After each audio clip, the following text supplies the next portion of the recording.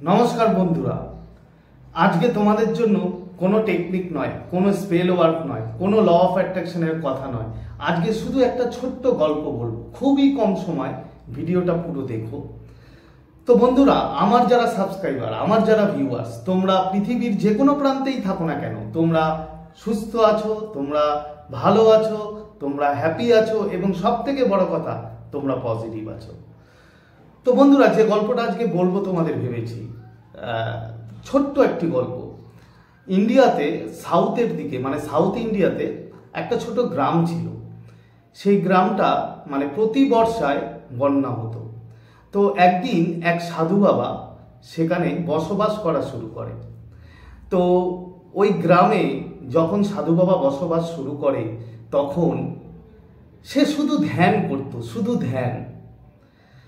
তো কি হলো, যথারীতি বর্ষাকাল আসতে শুরু করলো এবং একটা সময় গিয়ে বৃষ্টি হওয়া শুরু করলো। তো গ্রামবাসীরা দেখলো যে সাধু বাবা বসে গভীর ধ্যানে মগ্ন এবং ভগবানের নাম জপ করছে। তো গ্রামবাসীরা ভাবলো যে সাধু বাবা তো নতুন, তাই তিনি কিছু জানেন না, তাই তাকে জানানো উচিত। তো যাই হোক, গ্রামবাসীরা যথারীতি সেই সাধু বাবার কাছে গেল। তখন বৃষ্টি সবে শুরু হয়েছে, প্রায় হাঁটুর নিচে পর্যন্ত জল। তো গিয়ে বলল সাধু বাবাকে যে সাধু বাবা, এখানে প্রতি বর্ষায় বন্যা হয়, তো এখন মোটামুটি বৃষ্টি শুরু হয়েছে, জলও বাড়তে শুরু করেছে, তো তুমি এক কাজ করো, আমরা তো সব ওপরের দিকে চলে যাচ্ছি, তুমিও আমাদের সাথে চলো, ওপরের দিকে যাই, আবার জল কমলে চলে আসবে। তো সাধু বাবা বলল যে তোরা যা, আমার জন্য ভগবান আছে, ভগবান আমাকে বাঁচাবে। তো যাই হোক, গ্রামবাসীরা চলে গেল বিফল হয়ে। তো তার কিছুদিন পরে, 2-4 দিন পরে, যখন জল প্রায় কোমর সমান হয়ে গেছে, তখন গ্রামবাসীরা ভাবলো আর একবার যাই, গিয়ে বলি সাধু বাবাকে। তো যথারীতি আবার গেল সাধু বাবার কাছে এবং বলল যে সাধু বাবা, এবার তো চলো, না হলে তো তুমি বাঁচতে পারবে না। তো যথারীতি সাধু বাবা যে কথাটাই বলে, যে বলল যে ওরে তোরা যা, আমার জন্য ভগবান আছে, ভগবান ঠিক আমাকে বাঁচাবে। তো আবার গ্রামবাসীরা বিফল হয়ে তারা ফিরে চলে গেল। যখন 2 দিন পরে গলা সমান জল, তখন পুলিশ প্রশাসন, ডিজাস্টার ম্যানেজমেন্ট সব টিম চলে আসলো সাধু বাবার কাছে এবং বলল বাবাজি এবার তো চলো, তার কারণ আর কদিন পর তো তুমি মারা যাবে, আর কিছুক্ষণ পর যেভাবে বৃষ্টি হচ্ছে তোমার নাক পর্যন্ত জল চলে আসবে। তো সাধু বাবা সেভাবেই আবার সেম কথা বলল যে ওরে তোরা যা, আমার জন্য ভগবান আছে, ভগবান আমাকে বাঁচাবে। তো তারাও মানে অনেক বোঝালো এবং লাস্টে বিফল হয়ে তারা ফিরে গেলেন। তো যেটা হয় যথারীতি আর কিছুক্ষণ পরেই সাধু বাবার নাক পর্যন্ত জল চলে আসলো, নাক পর্যন্ত, হয়তো আর কিছুক্ষণ পর মারা যাবে। তখন কি করলো, তখন প্রশাসন হেলিকপ্টার নিয়ে ওপর থেকে দড়ি দিল সাধু বাবাকে এবং সাধু বাবাকে বললো সাধু বাবা দড়িটা ধরে নাও, তোমাকে বাঁচিয়ে দিচ্ছি, এ যাত্রায় তুমি বেঁচে যাবে।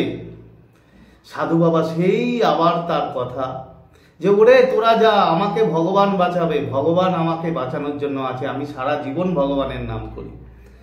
তো যথারীতি চলে গেল এবং যা হওয়ার আর কিছুক্ষণের মধ্যেই সাধু বাবা ডুবে গেলেন এবং মারা গেলেন। তো সাধু বাবা যখন স্বর্গে গেলেন, স্বর্গে গিয়ে সে তো বীভৎসভাবে রেগে গেলেন সাধু বাবা। রেগে গিয়ে সে ভগবানের কাছে গিয়ে বলল, ভগবান সারা জীবন তোমার এত নাম করেছি, তুমি আমাকে বাঁচালে না। তখন ভগবান হেসে মিষ্টি করে জবাব দিল যে ওরে পাগল, তোকে তো বাঁচানোর জন্য আমি অনেকবার গেছি, গ্রামবাসী রূপে গেছি, পুলিশ প্রশাসন হিসাবে গেছি, লাস্টে মানে ডিজাস্টার ম্যানেজমেন্টের হেলিকপ্টার নিয়ে পর্যন্ত তোর কাছে গেছিলাম দড়ি ফেলতে যে চলে আয়, বাট তুই আমাকে চিনতে পারিসনি। আমি তো সেই যে তোকে বাঁচাতে গেছিলাম, বাট তুই আসিসনি আমার কথা। তো বন্ধুরা, অ্যাকচুয়ালি কি দেখো, এই গল্পটার মানে এটাই যে আমাদের লাইফে না বিভিন্ন দিক থেকে আমাদের লাইফে অপরচুনিটি আসে, বাট আমরা চিনতে পারি না, আমরা বুঝতে পারি না, ঠিক আছে, যে আমরা এটা করলে এই জিনিসটা পাবো, কি ওটা করলে ওটা আমাদের ঠিক ডিসিশন। এই যে বিভিন্ন দিক থেকে তোমাকে ইউনিভার্স কি ডিভাইন তোমাকে সুযোগ দেবে।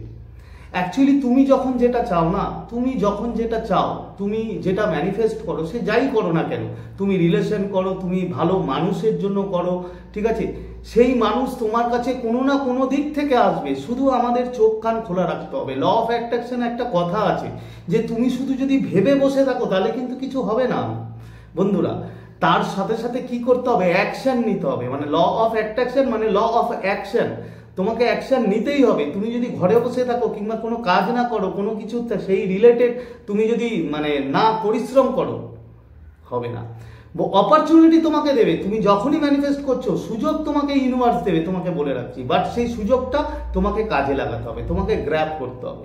এই আজকের ভিডিওটা, এই গল্পটা বললাম এই কারণেই যে আমাদের জীবনে এমন অনেক কিছু ঘটে যায় আমাদের চারপাশে, কিন্তু আমরা দেখতে পাই না। আমাদের সব সময় সজাগ থাকা উচিত। আমরা যে বিষয়ে এইম করছি, আমরা যে বিষয়ে ম্যানিফেস্ট করছি, সেই বিষয়টার উপরে সব সময় আমাদের নজর রাখা উচিত। এবং কোথা থেকে কি সুযোগ তোমার কাছে আসবে বন্ধুরা, তুমি জানো না। তাই বন্ধুরা, গল্পটা আমি জানি না তোমাদের কেমন লেগেছে। যদি এতটুকু ভালো লাগে তাহলে অবশ্যই ভিডিওটা সাবস্ক্রাইব করবে, না সাবস্ক্রাইব করেছো মানে থামস আপ দেবে এবং কমেন্ট করবে এবং শেয়ার করতে ভুলবে না। আর আমার ভিডিওতে যারা নতুন তারা অবশ্যই সাবস্ক্রাইব করবে। আজকে আর মানে বেশি কথা বাড়াবো না, অনেক কথা হয়ে গেল, অনেকটা টাইম নিয়ে নিলাম তোমাদের। তো আবার খুব তাড়াতাড়ি তোমাদের সাথে দেখা হবে নতুন একটা ভিডিও নিয়ে। ততক্ষণ তোমরা ভালো থাকবে, খুশি থাকবে, হ্যাপি থাকবে এবং সব থেকে বড় কথা পজিটিভ থাকবে। Thank you, thank you, thank you so much.